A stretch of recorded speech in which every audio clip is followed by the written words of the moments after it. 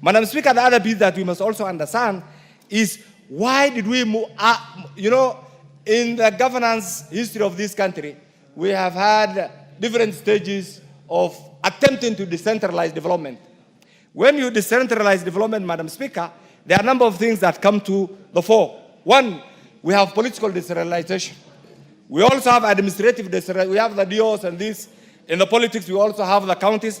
But we have economic decentralization, Madam Speaker. And this is one area that also CDF also comes in. And what is the essence of this, Madam Speaker? Is to do away with something called disintermediation. Meaning, therefore, the different layers, and you can see the level of corruption, the level of incompetence, the level of bureaucracies, to remove that intermediation, Mr. Speaker, so that the CDF funds go direct from the national coffers to the constituency. And that spurs development, that brings about equity, that brings about development. And I want to ask you members, can you imagine, just reflect on your constituency, and I will tell you this. I was a young member of parliament when I was first elected, on an opposition ticket during the Kanu time. My constituency then, Wajir West, didn't have even a single secondary school, Madam Speaker. It took me almost a year through Harambees to come up with a first secondary school. But since then, you can see it's obvious. Through CDF, you get the same development. I want to ask you, and I want this to go also on record, those members of the current National Assembly who will not be available for the passage of this constitutional bill, as the father of this house, I shall take the trouble of naming you and shaming you as people who are not pro their constituency development. We want you to cancel all your assignments wherever you are. Come and vote for this critical motion that will continue to empower the local people. Madam Speaker, I want to say this. CDF or NCDF remains the most popular development agenda in our country. And that has clearly been demonstrated by the public participation. Who is anybody else to fight NCDF? It is our time now, as the Honorable Omolo has rightly put it, to put this in perspective so that these obvious litigants, Madam Speaker, and it's their right to go to court, will also appreciate that the legislative powers of the people of Kenya rest with Parliament, the National Assembly. And this must also be supported, Madam Speaker. Madam Speaker, the other thing, there are people who are trying to equate. There's a policy called the pork barrel policy in America, in the Congress.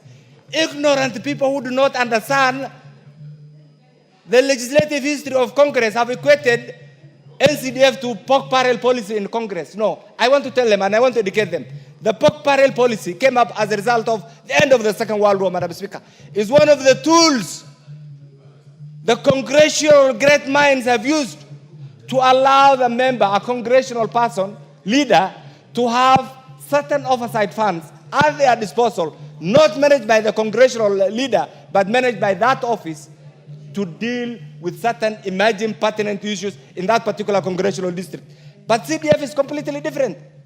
CDF is not managed by the Member of Parliament. The Member of Parliament remains just the MP for the constituency. But this is managed by an entity, a legal entity called the National CDF Board, through their own structures. Where does the Member of Parliament come in? And therefore, there's no correlation, there's no semblance between pork barrel policy in Congress and NCDF. And those who want to equate this are ignorant of the history of Congress, are ignorant of the history of NCDF, and are also have not applied their minds to the true intention of NCDF, Madam Speaker. Madam Speaker, the other bit that we must also understand is that we are politicians. I am a politician in every aspect. I think politics, I sense politics, I reflect on politics, Madam Speaker, and I act politically. Nobody shall intimidate you. If you are allowed to be intimidated, then you are in the wrong field. Can you go back to your farm and become a farmer? If you have opted to be in this field, make sure you stand for the right of your voters. And that is the only thing that when time comes, you either exit or you decide to do other things, you will be remembered by your conscience that this is what you have contributed. Madam Speaker, finally, I represent a constituency called, and you know it, you have been around, called Elders. It's almost, it was created at the same time when also devolution came in. I want to challenge the role, the critical contribution NCDF has made to my constituency Elders and what the devolved funds have done And when you put the same on a scale, you will give NCDF 99.9%, and you will give the role of the devolved funds 1%. Can that be substituted? The answer is no. I stand here to support this critical amendment and urge you, wherever you are, come out from your cocoons, support this amendment this afternoon, so that tomorrow it goes to the president, Very well. Honorable Irene Mayaka. Thank you, Honorable Speaker. Honorable Speaker, I also stand to support this particular amendments, which includes Section 204, Part A, B, and C, that seek to entrench the National Government Constituency Fund, the Senate Oversight Fund, and the National Government Affirmative Action Fund into the Constitution. And Honorable Speaker, I do this because, one, I have witnessed what CDF has been able to do for our people.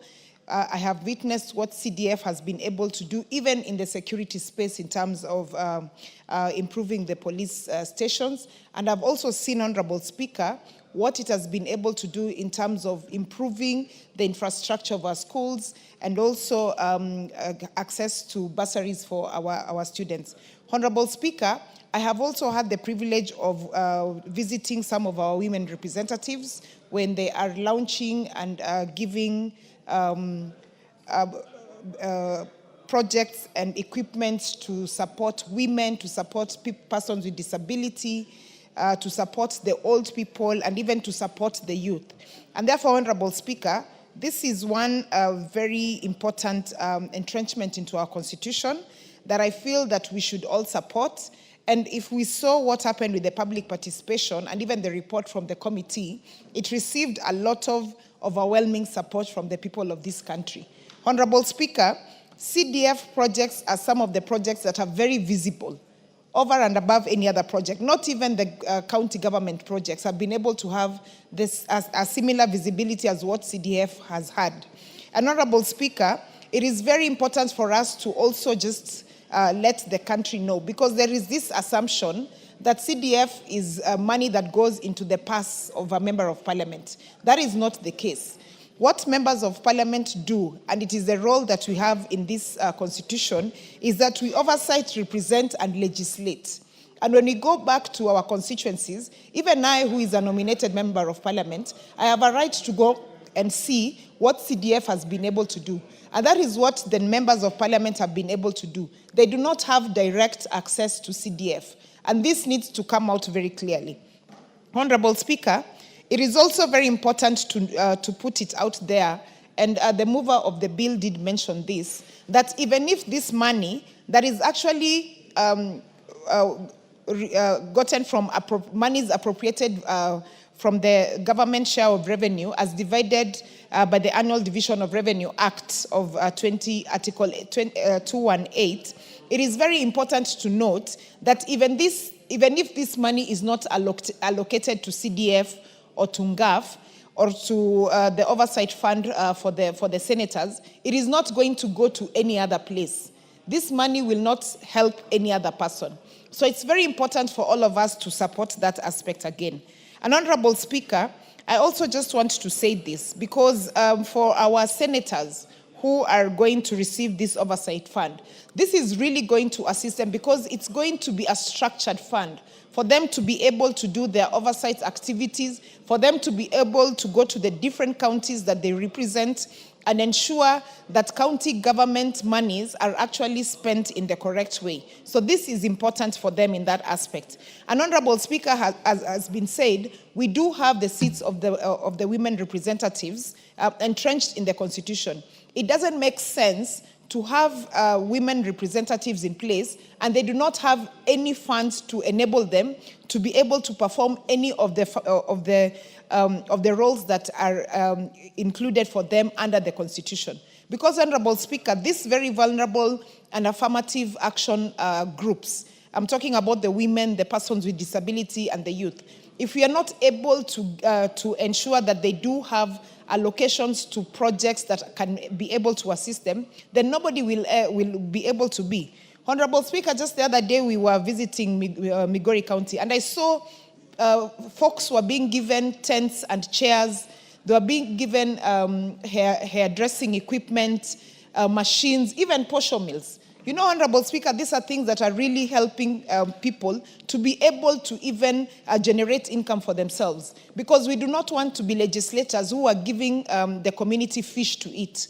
We want to be able to enable our communities to be able to fish for themselves before they eat. That way, you're actually developing the nation in the right direction. So, Honorable Speaker, so that I may allow other colleagues to also speak to this, I just want to really encourage and just speak to the whole country to really support the entrenchment of this in the Constitution and to fellow members as well, so that we do not have continuance and constant issues where we keep having people going to court to try and stop these very noble funds to take effect. So that we do have a seamless process where they are able to do what it is they're supposed to do. With those few remarks, Honorable Speaker, I support and I submit. Thank you. Honorable Wachira Karani. Thank you, Madam Speaker, for giving me this opportunity to contribute towards this bill. The Constitution of Kenya Amendment Bill, National Assembly Bill number 4 of 2025. In the past, we used to be attacked by bandits from our neighbors, so much that the area people were even contemplating moving out of the place. But through CDF, NGCDF, the transformation that has been done, police posts, police stations, have been built. In the past, we used to have our chiefs working from their homes. They didn't have offices. Since CDF came, a lot of transformation has been done, and we are very, very, very grateful. Our chiefs and assistant chiefs are now operating in a very, very hygienic environment. And the place has become very, very habitable. On the side of education, there is a lot of transformation in education. Madam Speaker, right now the CDF Laikipia West is sponsoring 492 students across the constituency in day schools who never used to go to school.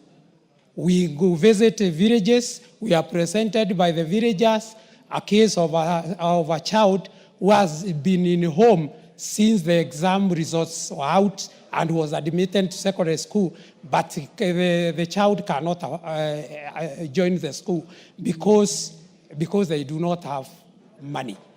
The CDF has helped such students, and they are now in school, and we are very, very happy. On infrastructure, Madam Speaker, there is a lot of transformation in our constituency, and I believe it is across the country. When we went for public participation, there was a very, very big turnout in my constituency.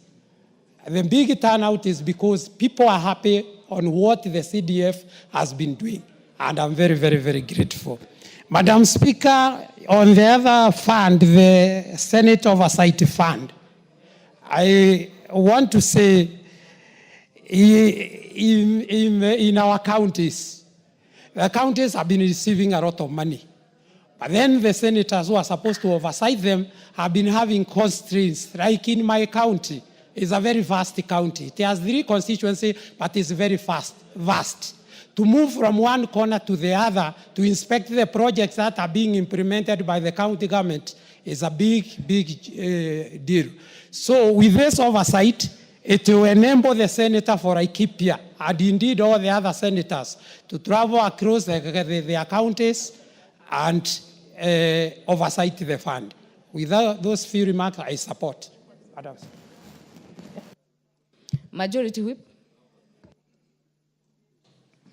Thank you very much, Honorable Speaker. Honorable Speaker also rise to support this bill by the Honorable Chepkonga and the Honorable Dr. Otienda Molo on the Constitutional Amendment Bill that seeks to entrench the NGCDF and GAF and also the Senate Oversight Fund in the Constitution. Honorable Speaker, this country has come of age. And over the years, those who are before us in this house, know where exactly this country has come from as far as getting funds to the common mwananchi comes from. In as much as, Honorable Speaker, that we have two units of governance, the devolved unit and the national government, even as we continue seeking that funds go through, are channeled through the county governments or through the devolved units, there are other elements that are left within the national government structure that are very critical to people in all the villages and all constituencies. And with a well-controlled system, the impact will be felt in the villages and in the constituencies in factors or in matters that are left on the national government. That is the security, the education, and other matters, Honorable Speaker. And that is why it's quite unfortunate that people have a misconception that CDF or NGCDF is a fund that is managed by members of parliament. Far from it. Even as it is currently, Honorable Speaker, members of parliament have zero role as far as sharing of NGCDF or, the way NGCDF operates, Honorable Speaker. I mean, that is why it's called National Government Constituency Development Fund. It is a preserve for the national government with an autonomous structure of governance. We have the NGCDF board that does the approvals. We have the constituency fund managers that are employed by the National Government Constituency Development Fund. Then we have the committees, in the constituencies that, of course, now collect views from the common mwananchi. And the role of members of parliament, Honorable Speaker, is very limited. It's actually to oversight, as provided for under Article 95. There is nothing else that we do. What the members of parliament do when they visit constituencies on the NGCDF project is simply to exercise their role and responsibility to oversight and see whether this national government fund is actually doing what it ought to be. It's doing what the committee proposed to the NGCDF board. But people have this misconception, Honorable Speaker, that the members of parliament sit somewhere and they go to their accounts and they draw their funds, they decide on what to do, and they keep some changes. In fact, I keep challenging people any time I engage them that if there is a fund that you really cannot steal, it is actually in this house that I say that we need to replicate the system that NGCDF has or operates under to even the county government. Because this money, Honorable Speaker, leaves the board, goes to the constituencies with a vote, a specific vote, that on this particular percentage, it's going for the bursaries. This particular percentage is for education. This percentage is for this and this. We have no role whatsoever. But people think and imagine that we wake up one morning, a member of parliament wakes up one morning and decides that today I want to draw 1 million shillings from the NGCDF account. How? It is not possible. It is not practical. You cannot do that. What we do is to oversight. And what we are proposing here, Honorable Speaker, it is to have these funds now entrenched in the Constitution so that the people can feel it.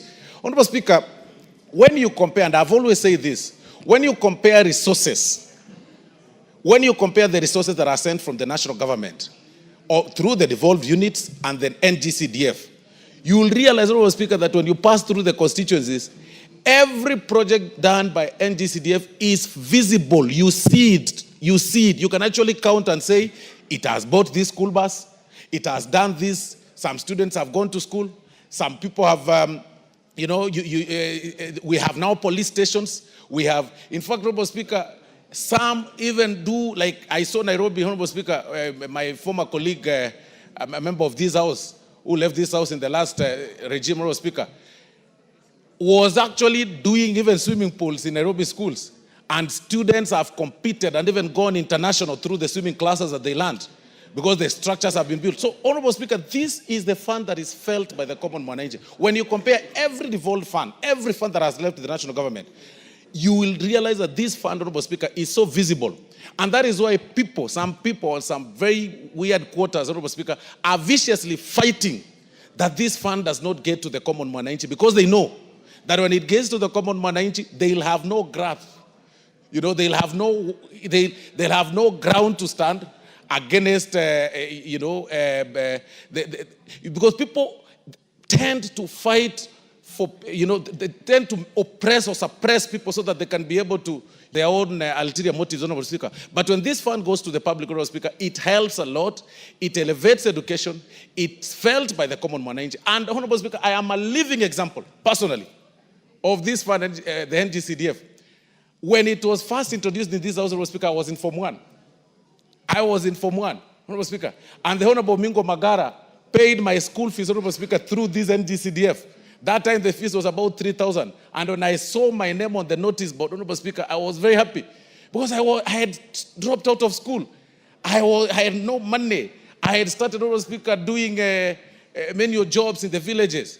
I had nowhere to sleep. I had nowhere to spend. So I really wanted to be in boarding school, Honorable Speaker, because there was no place I could live and, so that because I had nobody to cook for me. I had nobody to live with. And the Honorable Mingo Magara, Honorable Speaker, that time as a member of parliament, then it was not under the NGCDF board. It was quite a bit direct. Paid my school fees, Honorable Speaker, through this fund, NGCDF. Although it has, over the years, it has, been repealed now to what it is today. This is the time that this House needs to stand firm and support this particular bill so that this fund is felt, Honorable Speaker, in the Constitution. Then there is also the NGAF fund, Honorable Speaker.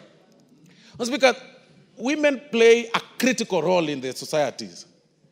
When you move around the counties, Honorable Speaker, you will actually see, in as much as the resources they get are meager, at about 6 million per county, or 8 per constituency, 42 million per county, or 50 or 60 million, you will see, we've seen water tanks, we've seen bursaries. They try to balance these resources and exploit them properly, and it's felt, it's quite visible compared to what we send in billions to the county governments, Honorable Speaker. If there is a fund, again, that we must support, that it should be raised even higher, it is the NGAF fund, even as we entrench it in the Constitution. So that you see it, it's practical. Honorable Speaker, we have water challenges all over in the country. We are not able to tap on natural, water that through the rains. But these ladies, the ladies that patronize this amount, Honorable Speaker, have been able to give tanks across the schools. Kids are not now being sent to, they're not being sent to the rivers, Honorable Speaker, for matters to fetch waters through the rivers and everything, because we are taking advantage of the rainwater, Honorable Speaker. So if there is another section of fund that we really must support is the NGAF that our gracious ladies have been patronizing over the years, Honorable Speaker.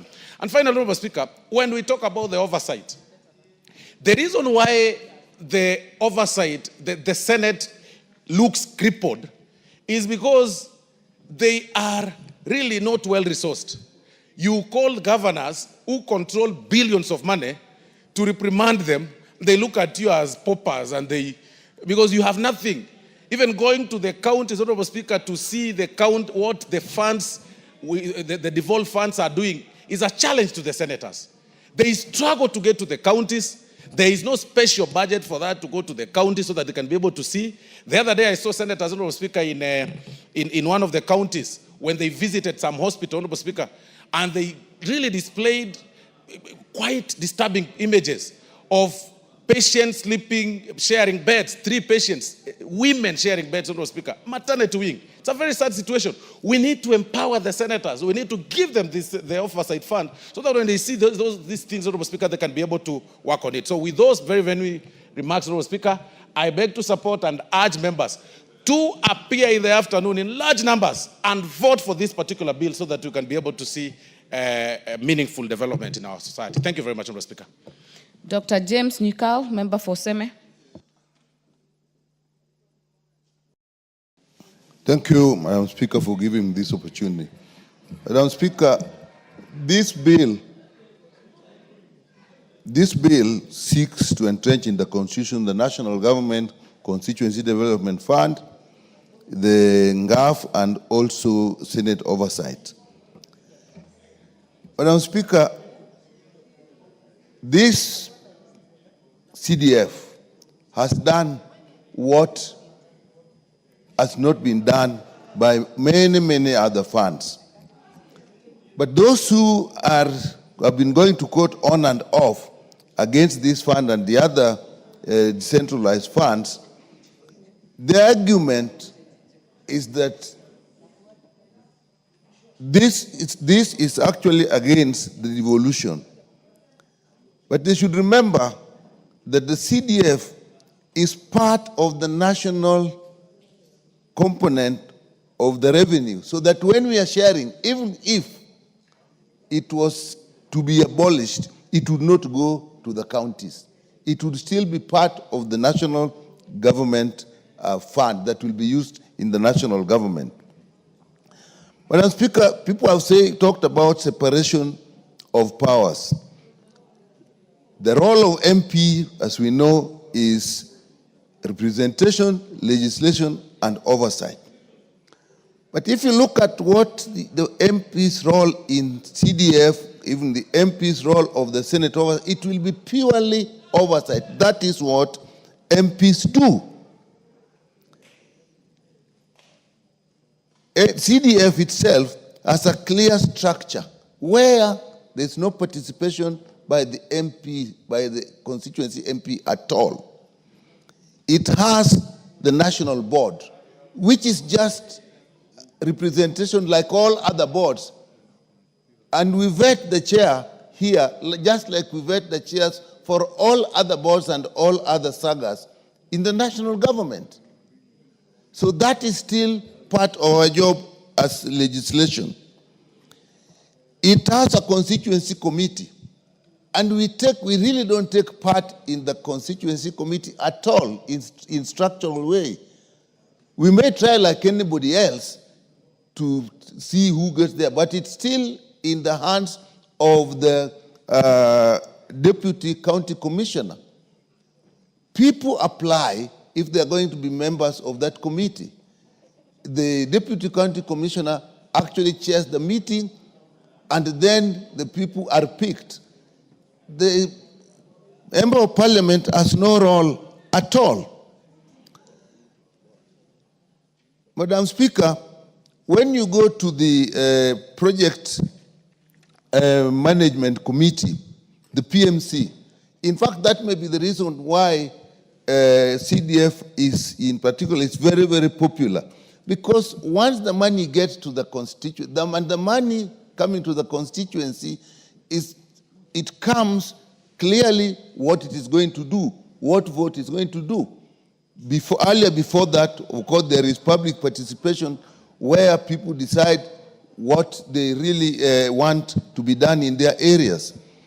And once that decision is made, the money that comes from the board comes directly for that. And when you go to the project management committee, the project management committee is actually purely the people, the constituents themselves.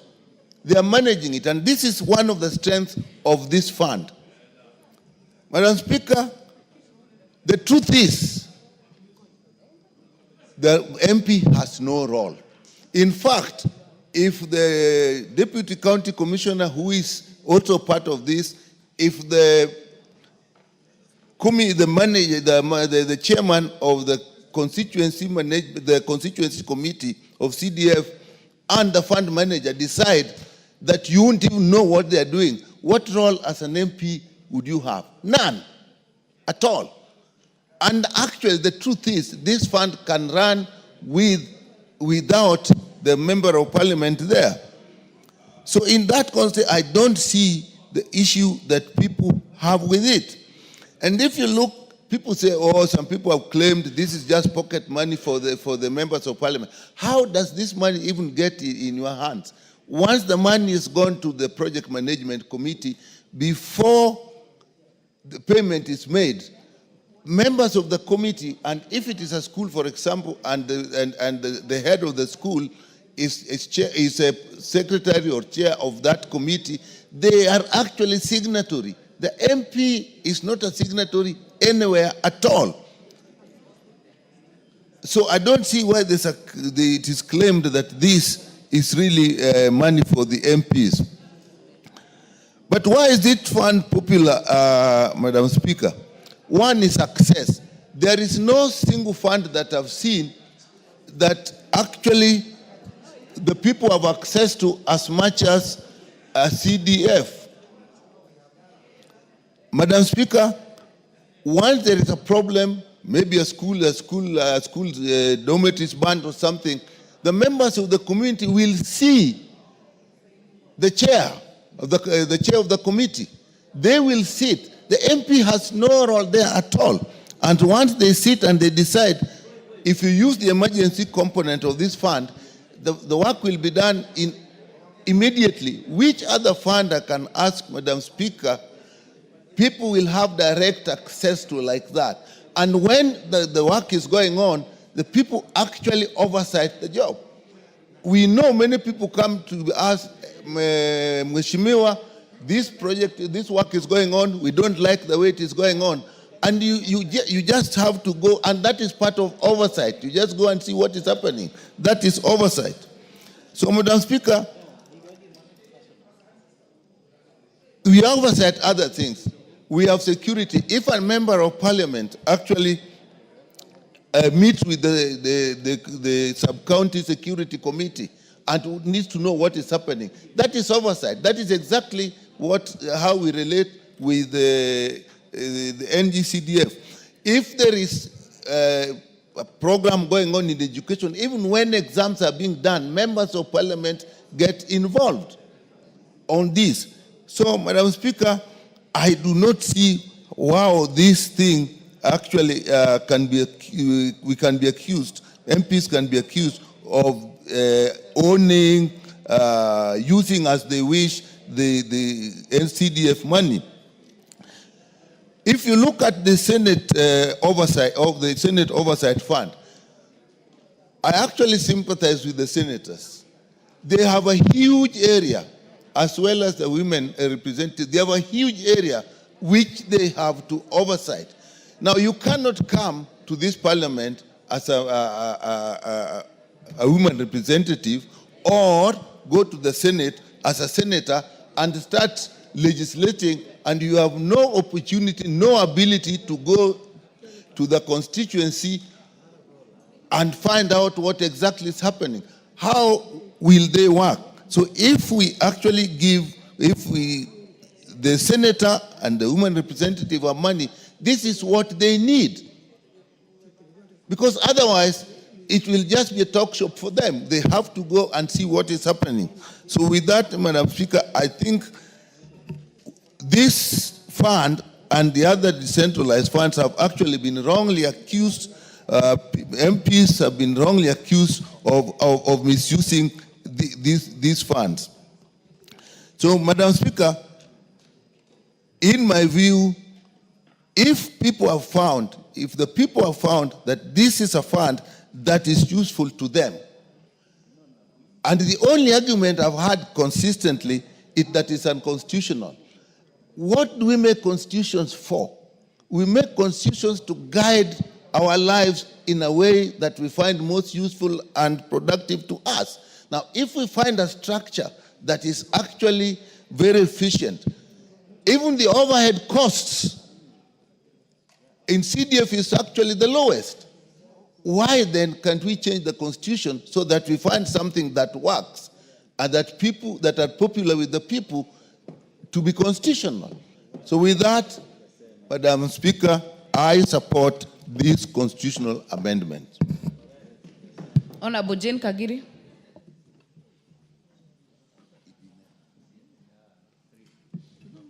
Thank you, Honorable Speaker, for giving me an opportunity to support this amendment. Honorable Speaker, as I support this amendment, it takes me back to when I was a young girl. And Honorable Speaker, I was very excited and wanted to go to a boarding secondary school.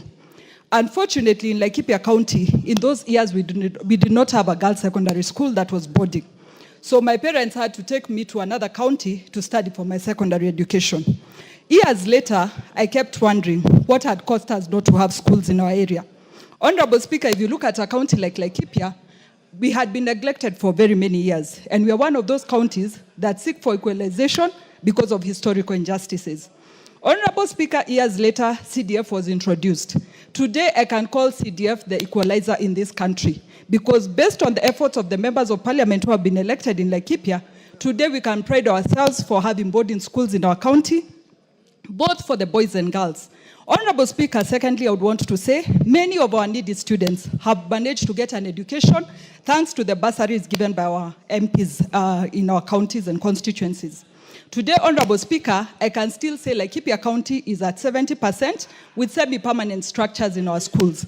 When we seek for more funding for CDF, I believe this is what is going to eliminate these semi-permanent structures in our schools, and it's also going to give an equal opportunity to students in Laikipia County to get an education just like students in other counties. Honorable Speaker, secondly, as I support this amendment, I would want to speak about the National Government Affirmative Action Fund, and I happen to be the chairperson of the 47 county MPs. Honorable Speaker, allow me to take this House through some statistics of last year. Last year, NGAF supported 50,000 students in this country through bursaries. 50,000 may look like a small number, but I would want us to picture 50,000 children getting an opportunity in this country. That is almost a whole constituency of people. Honorable Speaker, my question becomes, what if we had more funding to the National Government Affirmative Action Fund? I believe we'd be speaking of hundreds of thousands of students whom we have given an opportunity. In my own county of Laikipia last year, I managed to send 430 students for TVET training. And again, another 362 for catering classes. Today, I look back and think, these are students I have given a fishing line that rather than giving them a fish which they are going to keep coming back to. Honorable Speaker, these are opportunities that create empowerment for our people and give an opportunity to our young people. Honorable Speaker, speaking of last year again, we had around 3,000 groups supported through the National Government Affirmative Action Fund. Honorable Speaker, this may look again like a small number, but picture women, youth, persons with disability who have a source of income every day thanks to the funding that this National Government Affirmative Action Fund is giving them. Honorable Speaker, we are able to empower people with trolleys, we are able to empower them with shaving kits, we are able to empower people with tools of trade that can give them success in their businesses. The Education Act, we are only allowed to issue sanitary towels to our students in basic education. But Honorable Speaker, you and I know the secondary students are the ones who are even more in need of sanitary towels. Again, our resources cannot cover all these students. That is the basic education as well as the secondary students. Again, Honorable Speaker, with an increased allocation for the National Government Affirmative Action Fund, we are going to be able to give more of our children sanitary towels and to ensure our girls remain in schools as they are supposed to remain in schools. Finally, Honorable Speaker, we are not just seeking for an increment. We are seeking for a consideration of a percentage of the national revenue. So as we progress on this amendment, we as the women representatives are seeking for 2.5% consideration of the national revenue as an allocation to NGAF, which is going to ensure that we support our women, our youth, and our persons with disability. Honorable Speaker, I support and I submit. Thank you. Thank you. Member for Kitui Central, Dr. Makali Mulu. Yeah, thank you so much, Honorable Speaker, for this opportunity. Honorable Speaker, I want to join my colleagues in supporting this constitutional amendment. But before I get to the details of the bill, let me appreciate the movers of the bill, Honorable Dr. Otienda Moro and Honorable Chepkon. Honorable Speaker, I want just to provide some statements of fact so that those who are following us in terms of this debate know what we are discussing. Honorable Speaker, this bill, if you look at it, proposes introduction of three funds. That is the National Government Constituency Fund, the Senate Fund, and the GAF. Honorable Speaker, in terms of sharing resources in this country, we have two levels of government. We have the national government and we have the county governments. And what determines how much money goes to each of the two levels, Honorable Speaker, is what we call the Division of Revenue Bill, Honorable Speaker. So, Honorable Speaker, in the Division of Revenue Bill, we only say how much goes to the national government and how much goes to the county governments. Now, after determining how much goes to the county government and how much goes to the national government, is when now we'll be introducing these funds. So those who are saying that this money, if not given to the NGCDF, the Senate Fund, and GAV, can find their way into the county governments, are cheating themselves. So the truth of the matter is, even if this money is not given to these 3 different funds, it will not go to the county governments. The only way it will be able to go to the county governments is through what we call conditional grants, meaning that the national government will have to pick part of their share and give to the counties in form of, Honorable Speaker, when it comes to resource, Honorable Speaker, when it comes to resource sharing in this country. So through these funds, we are saying we'll have a mechanism or a strategy to ensure that every part of this country will access resources, public resources. The other point which is critical, Honorable Speaker, is the issue of CDF being a development model, Honorable Speaker.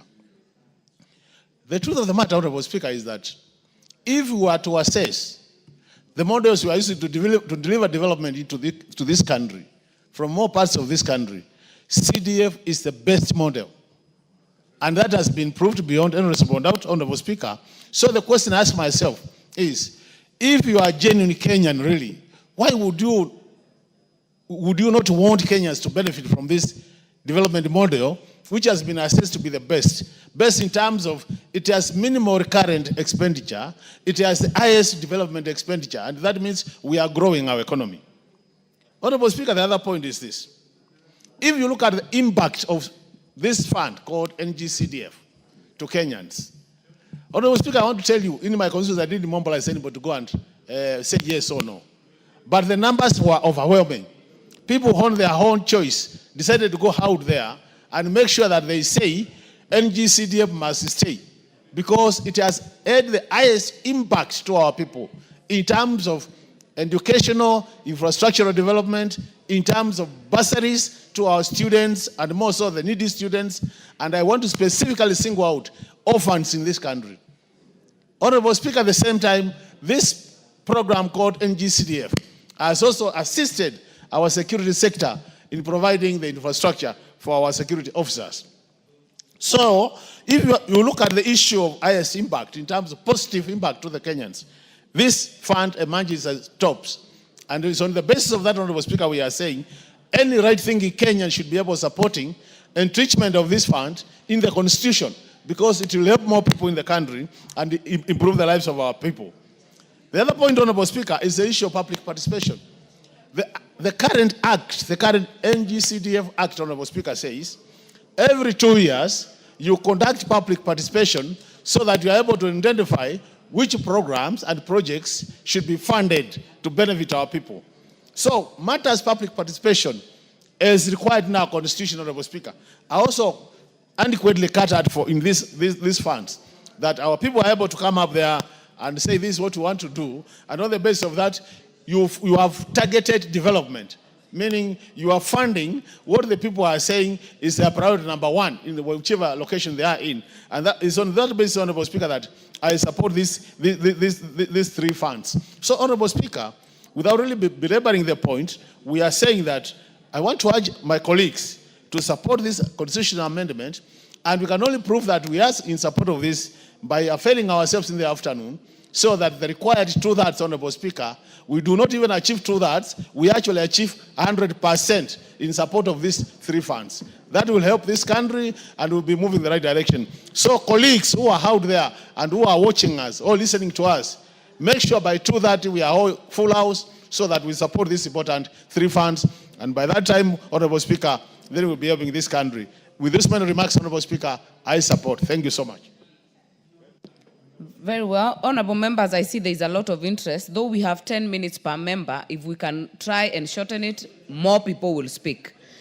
We cannot do that by the standing orders. It has to be personal conviction to take short time. Member for Kitutu Masaba, Honorable Gisairo. Thank you, Honorable Speaker. Firstly, let me start by congratulating and thanking Honorable Tiende Amolo and Samuel Chepkonga for bringing this bill to this House. Honorable Speaker, the Constitution of 2010 had very good intentions on devolution. However, it didn't foresee a point where we are going to create 47 demigods. People who control funds, but funds that does not reflect in the lives of the people. Honorable Speaker, the 47 demigods know that they cannot be summoned by this House. But they know they can be summoned by a Senate which has little or no say on the direction of whatever they do. The senators are not even able to know what actual projects are taking place in their counties. To a point, members of parliament are called by the constituents to complain about dysfunctional services in the counties, matters that should be handled by the senators. It is in that spirit, Honorable Speaker, that we feel that the senators should get the Senate Oversight Fund. This will allow them to walk the streets of their counties, visit dispensaries and hospitals in their counties, visit primary schools with ECD classes to confirm whether those infrastructures are being done and done in the right way. As a House, we therefore have to support this provision to ensure that senators are well and properly resourced to oversight our 47 demigods. Honorable Speaker, resources will never be enough. We cannot reach everyone individually.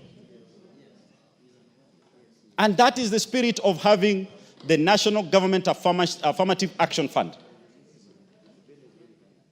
To allow the women reps to identify and support vulnerable cases within our communities. The NGAF has done a commendable job. In my county, I've seen women groups, young people's groups being empowered to get their lives together. We've seen girls getting sanitary towels, things that we see that are basic, but millions and millions of our Kenyan youth cannot afford. Their parents are not able. NGAF should not only be entrenched here, but the amount should at least be doubled to enable the vulnerable in the community be taken care of in the right manner. Honorable Speaker, many members have said here that members of parliament are not party to NGCDF. Honorable Speaker, we are elected to perform 3 key roles: oversight, legislate, and represent. Honorable Speaker, we have a hand in the NGCDF by virtue of representation. The 350,000 people of Kitutu Masaba will not face the fund manager, all of them at once. And that's why they've elected me as their leader to listen to them and represent them in different forums. I therefore play my role to represent them. They have a vision, but they cannot present that vision, the 350,000 of them. You therefore, as the member of parliament, you are the vision carrier for your people. We will therefore continue playing our role of representing our people to the board and to the CDFCs. Honorable Speaker, if there is a fund that is properly structured, I sit in the select committee of CDF. It is this fund. Money goes to the board. The board sends the money to the constituency CDFC's main account. From there, the money does not go to the contractor. It goes to the project management committee account. which has a representation of the local community where the project is going to be done. Those members of that community are the signatories. Honorable Speaker, this is the fund that touches the poor. It is the fund that speaks the language of the poor. Today, while we talk here, we are not talking as members of parliament. We are carrying the voices of the millions of the people we represent. Honorable Speaker, we will not allow that this country goes to a point where the member of parliament of Kitutu Masaba, who is elected on the opposition side, cannot be able to get classrooms for the children of Kitutu Masaba. We are not going to go back where we begged certain institutions for our people to get the very basic. Education is basic. Classrooms are basic. Bursaries are basic. We are not going to allow a point where we have to go back to nil, seeing loyalty for our people to get what is their right. NGCDF has brought equity to this country. NGCDF should fought for by all of us and by the people who are forever taking it to court, who only appear in the villages carrying bottled water once in a blue moon to attend a funeral and cannot even sleep in those villages. We are the ones who carry those children of the poor, children who do not have pampers. We are the ones who carry them, look them in the eye, and see the dream in their eye. For those who sit in Nairobi, sit in the courts, well-ventilated offices, do not tell us what the people go through. We are the ones who know what the people go through. We are the ones who know the dreams of the poor young child. It is our responsibility as a House, all members, to show up today. Because if you do not show, we'll put you in the bracket of the aloofness that is represented by the people active in courts. Honorable Speaker, I would like to end there and say that I support this bill because with this bill, our children have a future. Thank you, Honorable Speaker. Honorable Agnes Pareyo.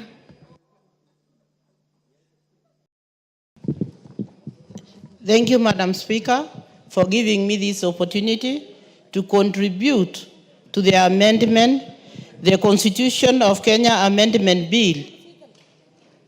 This amendment is going to help us or help the people we represent to make sure that they continue getting NGCDF.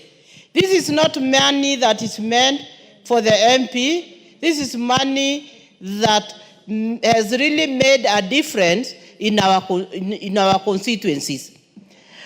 This money is seen like it is money that it is the MP that uses, but this is money that is run by a committee, a management committee with a fund manager, and they also use the public service officers, the public service officers and the community monitor and assure that this is money that is meant to them.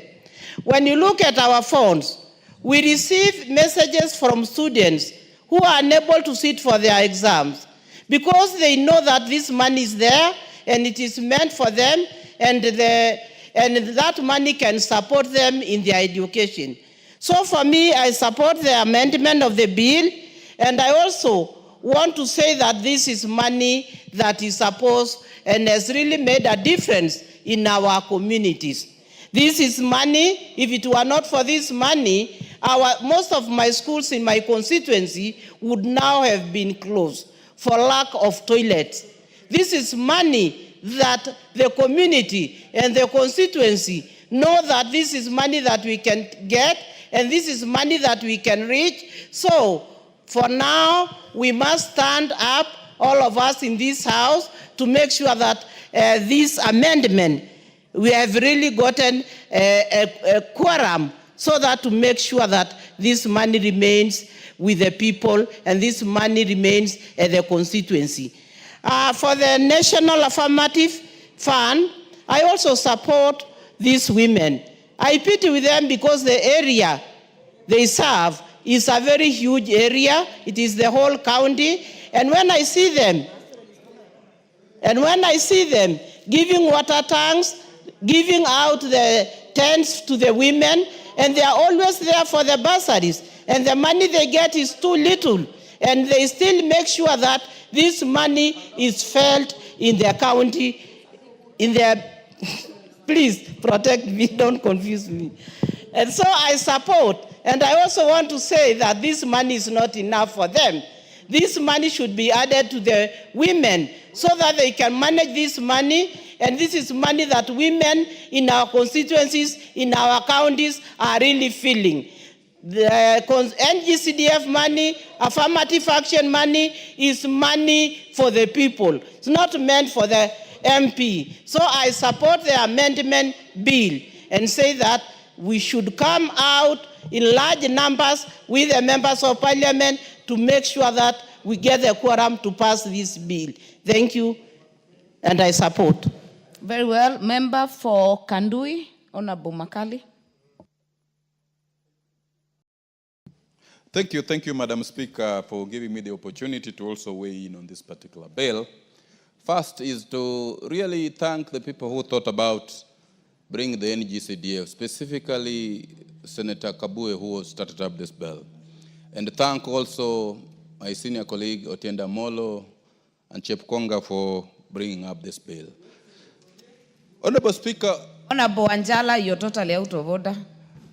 Honorable Speaker, the Constitution is a living document.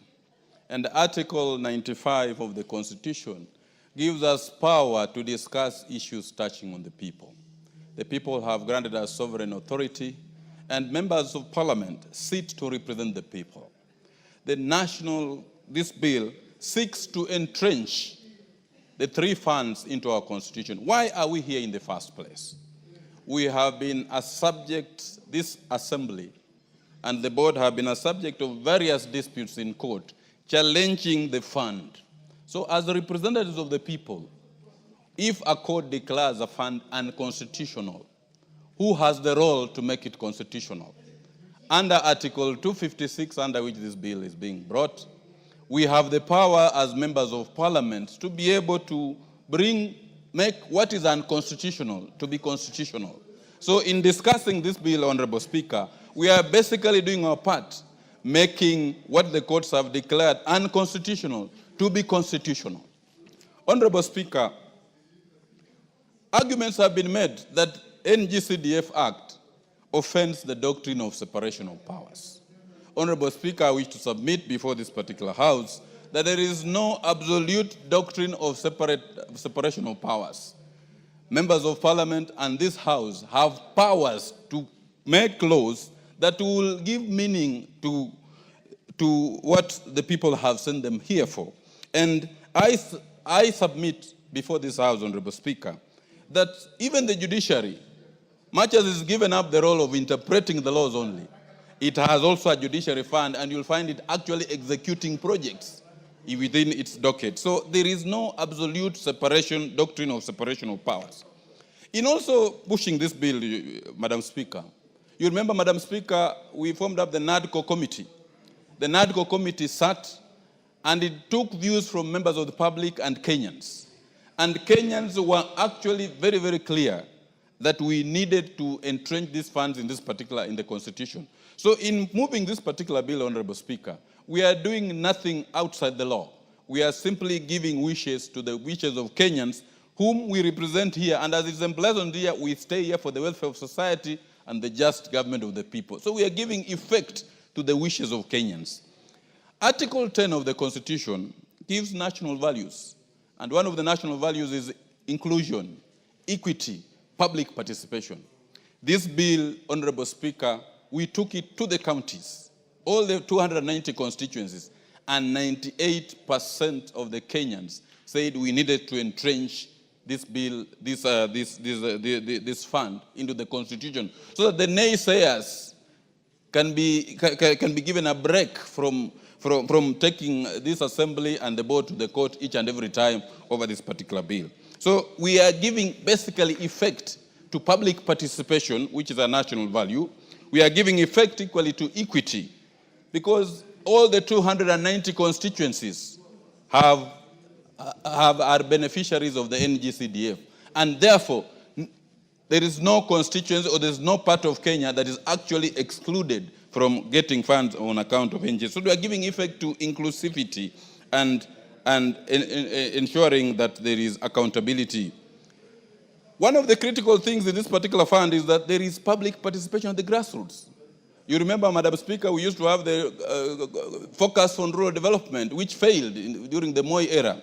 This fund is the only fund in which public participation is conducted at the rural level, at the grassroots level, and people give their views on the kind of development which they want to have. So it is a fund that really, Madam Speaker, we need to entrench up to give effect to the wishes of the Kenyan people who have elected us to be in this particular parliament.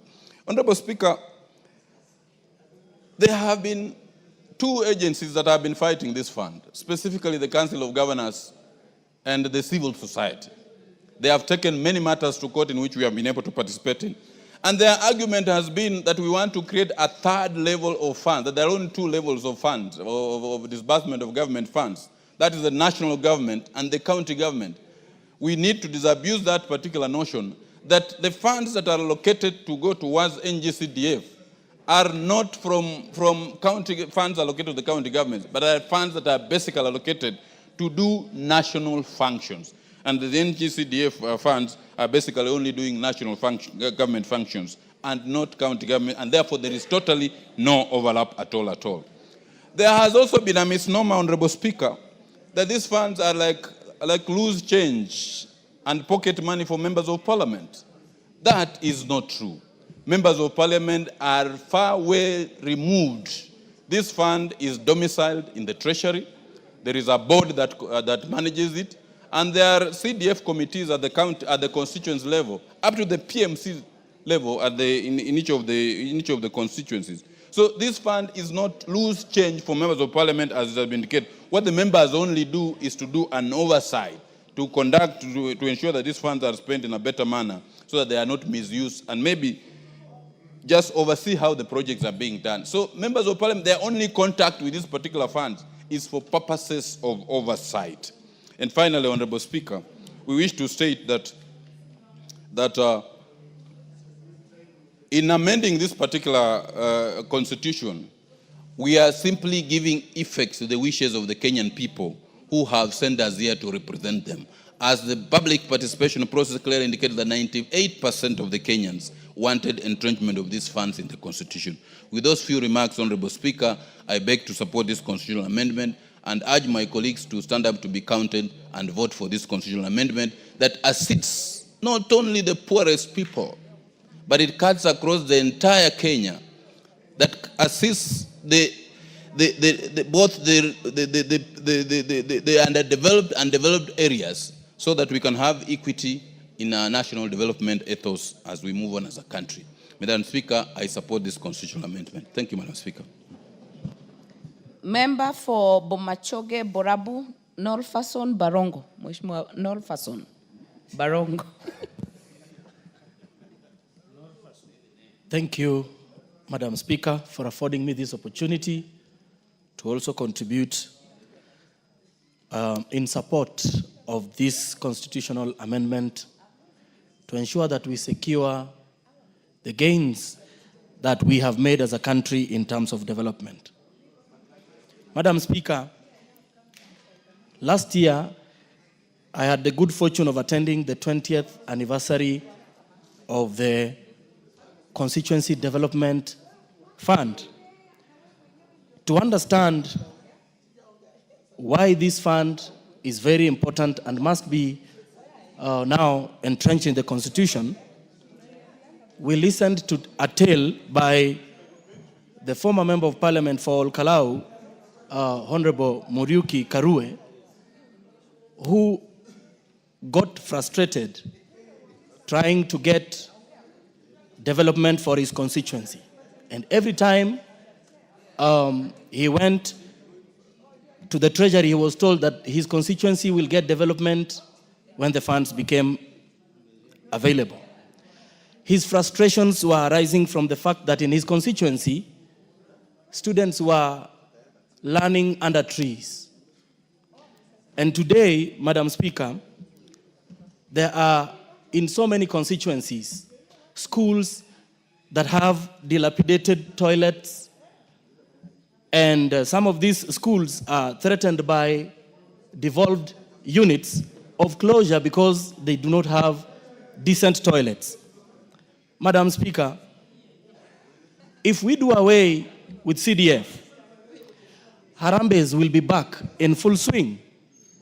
We will now be required to conduct Harambees to be able to educate children, which is against the spirit of the Constitution in Article 43, where every Kenyan has a right to education, and also Article 53, where every child has a right to access free education and that education should be compulsory. Madam Speaker, why should we take the responsibility of educating our children back to the public? The public right now is stretched financially. We are struggling, the Kenyans are struggling to put food on their table. It will be the wrong time, Madam Speaker, to take away this fund, because this fund has subsidized education for their children and assures their children of a better future. Madam Speaker, if we take away this fund, most of the ills that have bedeviled this country will be back. We will be back to making sure that we will be back to politicizing basic services for Mwananchi. Madam Speaker, the process of engaging public in determining what is their priority projects in their constituencies is a constitutional requirement. And the current NGCDF, as constituted, has been ensuring that the public have a say in what are the priority projects that have to be undertaken in their constituencies. Madam Speaker, I think the public spoke emphatically by giving their views on what needs to be done going forward. The courts have announced their position that this CDF is currently unconstitutional, and it is upon this House now to make a decision to correct the things that the court has actually raised, so that this fund is now entrenched in the Constitution, so that Kenya can continue to receive the development that ensures that there is equity across the land. For this reason, Madam Speaker, I want to encourage our members, those who are not in the House today, make your way back to Nairobi, make your way back to the chambers, make sure that the overwhelming support we received from the public around the entrenchment of this Constitution becomes a reality this afternoon. Madam Speaker, for these reasons, I support this amendment. Thank you. Member Fonthiwa, Honorable Martin Owino. Equally appreciative, Madam Speaker, for the opportunity to say to our friends, the mover, Senior Counsel Otiende Amolo, Chepkonga, and also the second, Sir George Murangara. Madam Speaker, there's no one who is saying that CDF does not work. National government CDF works. What we want to do here is to protect what is working for Kenyans, to remain working for Kenyans, and to lock out these busybodies who keep on going to the courts all the time. Madam Speaker, just speaking from my own constituency, and I know it's the same. If I go to Mary Maingi, constituency is the same. Cynthia, the same. Wherever we go, Matthias here is the same. you will see CDF in action and what CDF does. Madam Speaker, in Dewa, where I have 204 schools, 152 primary and 52 secondary schools. Without CDF, before that, children were just sitting in a classroom learning and seeing goats grazing outside. And that is across the nation. Now that has changed because we are building classrooms. We are reducing population in classrooms. Where children used to have 80 in a class, now they are halved. So children are performing better because of CDF. I have testimonies where others have completed their high school and completed colleges. They are back in the community, some as lawyers, some as engineers, giving back to the community. Where in those areas, children would have dropped. Teenage pregnancies are reduced because of sustaining kids in school, because education is an equalizer in all this. What I wonder, and I ask our colleagues to think about, we appropriate money to Ministry of Education. It's the second, actually, in that peg. But you don't see what that money does on the ground, including infrastructure, which is supported even internationally. So, I speak on behalf of the people of Ndewa. Classrooms are decongested, laboratories are built, so we can compete with schools like Alliance and everybody. Water, provisions, environment, even sports. I don't know why sports were removed, Madam Speaker. Even sports, people were very active in our constituencies because we were driving the sports as well. Madam Speaker, when we talk of national ethos, and another member have alluded to it here, when we talk of value for money, equity, inclusivity, emergency responses, that is the heart of CDF.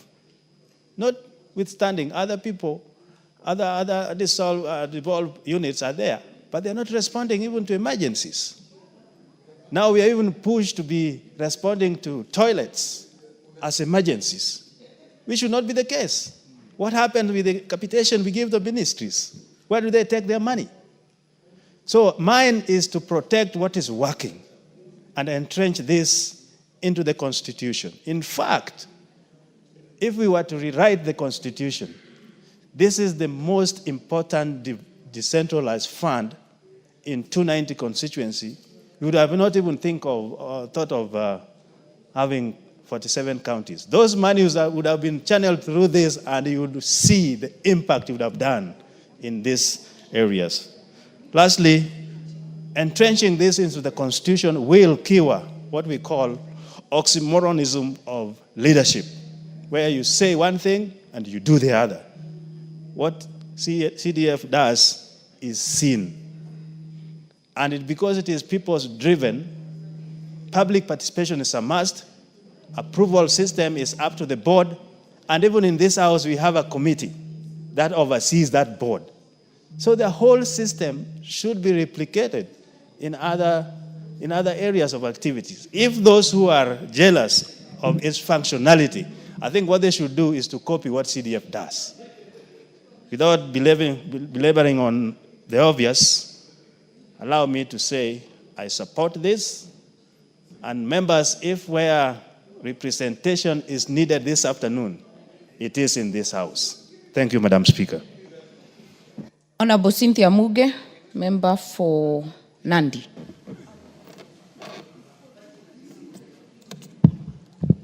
Thank you very much, Madam Speaker, for giving me the opportunity to add my voice to this very important motion on the floor of the House. I appreciate the Honorable Otiende Omolo and the Honorable Chepkonga for the very thoughtful time and sentiments they have been able to put together into this bill, so that finally, Honorable Speaker, the CDF, the NGAF, and the newly added Senate Oversight Fund, Honorable Speaker, can finally be entrenched in the Constitution. CDF and NGAF, Honorable Speaker, for so many years has been facing a lot of